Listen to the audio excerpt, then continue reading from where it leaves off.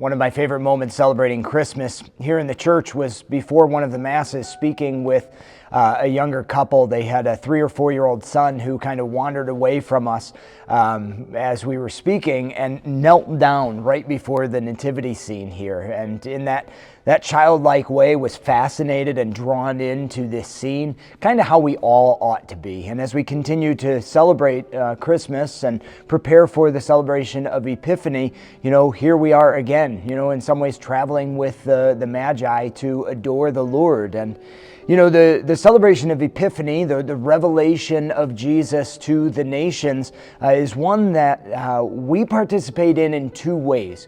So to make a really long story short, the Jewish people, ancient Israel, they are God's chosen people, right? And they always were a part of God's plan to reveal himself to the whole world. But the uniqueness of his love for them was to draw other people in as well, the rest of the nations. Well, in the Magi coming to worship Jesus, they are the fulfillment of that the people through Jesus had become that light and brought God's saving power to a people other than Israel. So, in some ways, that's so much of the symbolism of the Magi from the East coming to worship Jesus.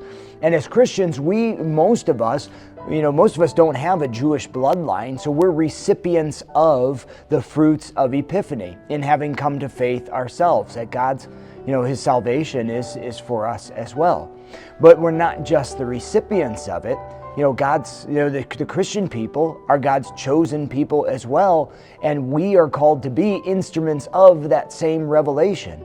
So having received God's word, having received salvation through Jesus, we in turn ought to live our lives with the awareness and with a certain sense of urgency that we are to be a light to the nations as well. The way that we live our lives ought to be a beacon of light and hope for others who are in need of God's saving grace and power. So, we celebrate it, we receive the grace, but we also ought to take seriously the call on our own lives to be a part of God's chosen people, to live our lives in a way that lets us be a beacon of light and hope.